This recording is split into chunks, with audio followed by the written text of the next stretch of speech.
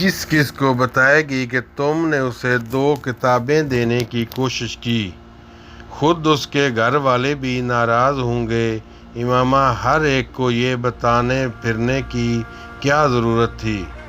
ना ही अपने फ़िरका के बारे में बहस करते हैं। अगर कोई बहस करने की कोशिश भी करे तो हाँ में हाँ मिला देते हैं, वरना लोग खामखा फजूल तरह की बातें करते हैं और फजूल तरह के शुबहात में मुबतला होते रहते हैं। उन्होंने समझाया, मगर बाबा, आप भी तो बहुत सारे लोगों को तबलीग करते हैं। इमामा ने कुछ उलझे हुए अंदाज में कहा, फिर मुझे क्यों मना कर रहे हैं? मेरी बात और है। मैं सिर्फ इन ही लोगों से मज़हब की बात करता हूँ जिनसे मेरी बहुत बेतकल्फ़ी हो चुकी होती है और जिनके बारे में मुझे ये महसूस हो कि उन पर मेरी तरगीब और तबलीग का असर हो सकता है। मैं 2-4 दिन की मुलाकात में किसी को किताबें बांटना शुरू नहीं हो जाता।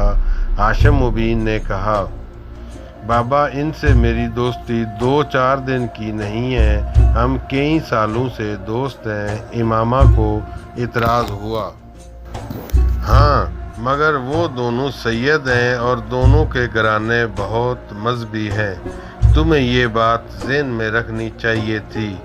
मैंने तो सिर्फ उन्हें अपने फ़िरके के बारे में बताने की कोशिश की थी ताकि वो हमें गैर मुस्लिम तो ना समझें। इमामा ने कहा, अगर वो हमें गैर मुस्लिम समझते हैं तो भी हमें क्या फ़र्क पड़ता है, वो खुद गैर मुस्लिम हैं। हाशिम मुबीन ने बड़ी अकीदत से कहा, तो वो खुद गुमराही के रास्ते पर हैं। बाबा, वो कह रही थी कि आपको गैर मुल्की मिशन से रुपया मिलता है, NGO से रुपया मिलता, ताकि आप लोगों को हमारे फ़िरका का पैरोकार बनाएं।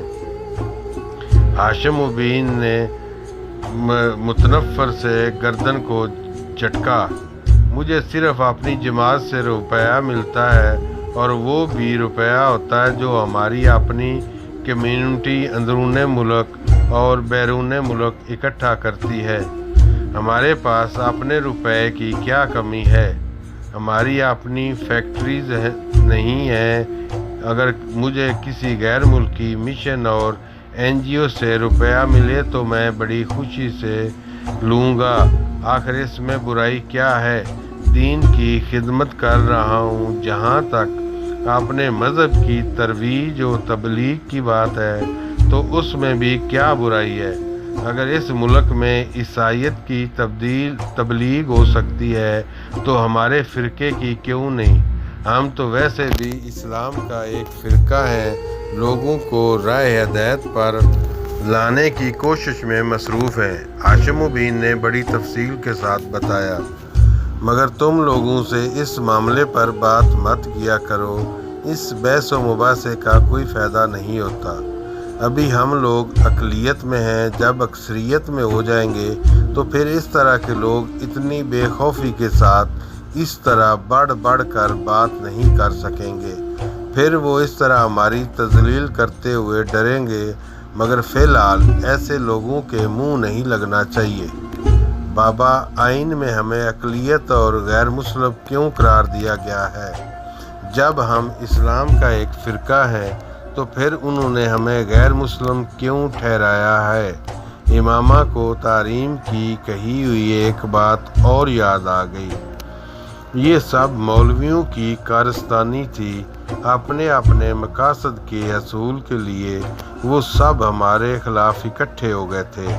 हमारी तादाद भी ज़्यादा हो जाएगी तो हम भी अपनी मर्ज़ी के कवानीन बनाएंगे और इस तरह की तमाम तरमीमात को आइन में से हटा देंगे।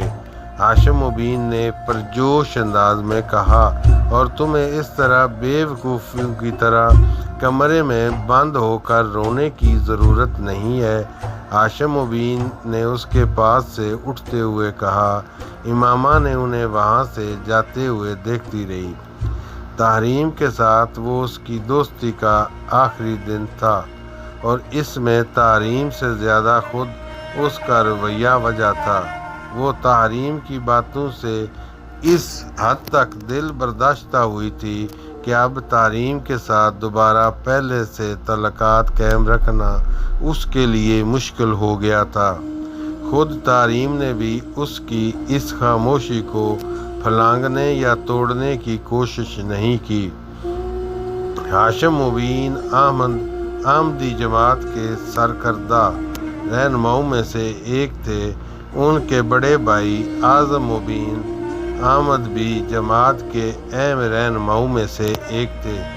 ان کے پورے خاندان میں سے چند ایک کو چھوڑ کر باقی تمام افراد بہت سال پہلے اس وقت قادیانیت کی اختیار کر گئے تھے جب اعظم مبین احمد نے اس کام کا آغاز کیا تھا۔ جن لوگوں نے قادیانیت اختیار نہیں کی وہ باقی لوگوں سے قطع تعلق کر چکے تھے۔ اپنے بڑے بھائی اعظم مبین کے نقش قدم پر چلتے ہوئے ہاشم مبین نے بھی یہ مذہب اختیار کر لیا۔ 15 سالوں میں وہ دونوں بھائی اس تحریک کے سرکردہ رہنماؤں میں شمار ہونے لگے۔ اس کی وجہ سے انہوں نے بے تحاشا پیسہ کمایا اور اس پیسے نے انہوں نے سرمایہ کاری بھی کی، مگر ان کی آمدنی کا بڑا ذریعہ تحریک کی تبلیغ کے لیے میسر ہونے والے فنڈز ہی تھے۔ ان کا شمار اسلام آباد کی ایلیٹ کلاس میں ہوتا تھا۔ بے تحاشا دولت ہونے کے باوجود ہاشم اور اعظم مبین کے گھر کا ماحول روایتی تھا۔ ان کی خواتین باقاعدہ پردہ کیا کرتی تھیں، مگر اس کا یہ مطلب نہیں تھا کہ ان خواتین پر ناروا پابندیاں یا کسی قسم کا جبر روا رکھا گیا ہے۔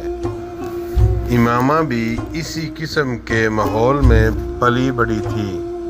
وہ یقیناً ان لوگوں میں سے تھی جو منہ میں سونے کا چمچہ لے کر پیدا ہوتے ہیں، اور اس نے ہاشم مبین کو کبھی بھی کسی قسم کے مالی مسائل سے گزرتے نہیں دیکھا۔ یہی وجہ تھی کہ اس کے لیے تحریم کی یہ بات ناقابل یقین تھی کہ اس کے خاندان نے پیسہ حاصل کرنے کے لیے یہ مذہب اختیار کیا۔ غیر ملکی مشن اور بیرون ملک سے ملنے والے فنڈز کا الزام بھی اس کے لیے ناقابل قبول تھا۔ وہ یہ بات اچھی طرح جانتی تھی کہ وہ ایک ایسی کلاس سے تعلق رکھتی ہے جس کا لمبا چوڑا کاروبار تھا، اور اگرچہ وہ یہ بات بھی جانتی تھی کہ ہاشم مبین اس مذہب کی تبلیغ اور ترویج کرتے ہیں اور تحریک کے سرکردہ رہنماؤں میں سے ایک ہیں، مگر یہ کوئی خلاف معمول بات نہیں تھی۔ وہ شروع سے ہی اس سلسلے میں اپنے تایا اور والد کی سرگرمیوں کو دیکھتی آ رہی تھی۔ اس کے نزدیک یہ ایک ایسا کام تھا جو وہ اسلام کی تبلیغ و ترویج کے لیے کر رہے تھے۔ اپنے گھر والوں کے ساتھ وہ کئی بار مذہبی اجتماع میں بھی جا چکی تھی اور سرکردہ رہنماؤں کے لندن سے سیٹلائٹ کے ذریعے ہونے والے خطبات کو بھی باقاعدگی سے سنتی اور دیکھتی آ رہی تھی۔ تحریم کے ساتھ ہونے والے جھگڑے سے پہلے کبھی اس نے اپنے مذہب کے بارے میں غور کرنے کی کوشش نہیں کی۔ اس کے لیے اپنا فرقہ ایسا ہی تھا جیسے اسلام کا کوئی دوسرا فرقہ۔ اس کی برین واشنگ بھی اسی طرح کی گئی تھی کہ وہ سمجھتی تھی کہ صرف وہی سیدھے راستے پر تھے، بلکہ وہی جنت میں جائیں گے۔ اگرچہ گھر میں بہت شروع میں ہی اسے باقی بہن بھائیوں کے ساتھ یہ نصیحت کر دی گئی تھی کہ وہ بلا وجہ لوگوں کو یہ نہ بتائیں کہ وہ دراصل کیا ہیں۔ اسکول میں تعلیم کے دوران وہ یہ بھی جان گئی تھی کہ 1973 میں انہیں پارلیمنٹ کے ایک غیر مسلم اقلیت قرار دے دیا تھا۔ وہ سمجھتی تھی کہ یہ مذہبی دباؤ میں آ کر کیے جانے والا ایک سیاسی فیصلہ ہے، مگر تحریم کے ساتھ ہونے والے جھگڑے نے اسے اپنے مذہب کے بارے میں غور کرنے اور سوچنے پر مجبور کر دیا تھا۔ تحریم سے ہونے والے جھگڑے کے بعد ایک تبدیلی جو اس میں آئی وہ اپنے مذہب کا مطالعہ تھا۔ تبلیغی مواد کے علاوہ ان کتابوں کے علاوہ جنہیں اس مذہب کے ماننے والے مقدس سمجھتے تھے، اس نے اور بھی بہت سی کتابوں کا مطالعہ کرنا شروع کر دیا، اور بنیادی طور پر اس زمانے میں اس کی الجھنوں کا آغاز ہوا۔ مگر کچھ عرصہ مطالعہ کے بعد اس نے ایک بار پھر ان الجھنوں اور اضطراب کو اپنے ذہن سے جھٹک دیا۔ میٹرک کے فوراً بعد اسجد سے اس کی منگنی ہوگی۔ وہ اعظم مبین کا بیٹا تھا۔ یہ اگرچہ کوئی محبت کی منگنی نہیں تھی، مگر اس کے باوجود امامہ اور اسجد کی پسند اس رشتہ کا باعث بنی۔ نسبت طے ہونے کے بعد اسجد کے لیے امامہ کے دل میں خاص جگہ بن گئی تھی۔ اپنی پسند کے شخص سے نسبت کے بعد اس کا دوسرا ٹارگٹ میڈیکل میں ایڈمیشن تھا۔ اسے اس کے بارے میں زیادہ فکر نہیں تھی۔ وہ جانتی تھی کہ اس کے باپ کی پہنچ اتنی ہے کہ اگر وہ میرٹ پر نہ بھی ہوئی تب بھی وہ اسے میڈیکل کالج میں داخل کروا سکتے تھے، اور اگر یہ ممکن نہ ہوتا تو وہ بھی بیرون ملک جا کر میڈیکل کی تعلیم حاصل کر سکتی تھی۔ تم پچھلے کچھ دنوں سے بہت پریشان ہو، کوئی پرابلم ہے؟ وسیم نے اس رات امامہ سے پوچھا۔ وہ پچھلے کچھ دن سے بہت زیادہ خاموش اور الجھی نظر آ رہی تھی۔ نہیں، ایسی تو کوئی بات نہیں ہے، تمہارا وہم ہے۔ امامہ نے مسکرانے کی کوشش کی۔ خیر، وہم تو نہیں ہے، کوئی نہ کوئی بات ضرور ہے، تم بتانا نہیں چاہتی تو اور بات ہے، وسیم نے سر جھٹکتے ہوئے کہا۔ وہ امامہ کے ڈبل بیڈ پر اس سے کچھ فاصلے پر لیٹا ہوا تھا اور وہ اپنی فائل میں رکھے نوٹس الٹ پلٹ رہی تھی۔ وسیم کچھ دیر اس کے جواب کا انتظار کرتا رہا، پھر اس نے ایک بار پھر اسے مخاطب کیا۔ میں نے ٹھیک کہا نا، تم بتانا نہیں چاہتی؟ ہاں، میں فی الحال بتانا نہیں چاہتی، امامہ نے ایک گہرا سانس لے کر اعتراف کیا۔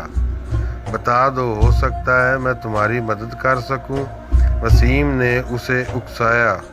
وسیم، میں خود تمہیں بتا دوں گی، مگر فی الحال نہیں، اگر مجھے مدد کی ضرورت ہوگی تو میں خود تم سے بات کہوں گی، اس نے اپنی فائل بند کرتے ہوئے کہا۔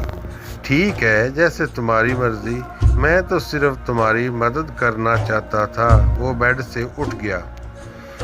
وسیم کا اندازہ بالکل ٹھیک تھا، وہ واقعی جویریہ کے ساتھ اس دن ہونے والے جھگڑے کے بعد سے پریشان تھی۔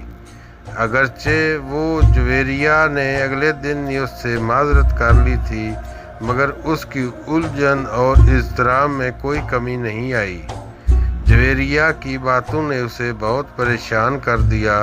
1.5 سال پہلے تحریم میں ابھرنے والے سوالات اور الجھنیں بھی جو اس نے اپنے مذہب کا تفصیلی مطالعہ کرنے کے بعد اپنے ذہن میں محسوس کی تھی۔ جویریہ نے کہا تھا، میری زندگی کی سب سے بڑی خواہش یہ ہے کہ کاش تم مسلمان ہوتی۔ مسلمان ہوتی؟ وہ عجیب سی بے یقینی میں مبتلا ہو گئی تھی۔ کیا میں مسلمان نہیں ہوں؟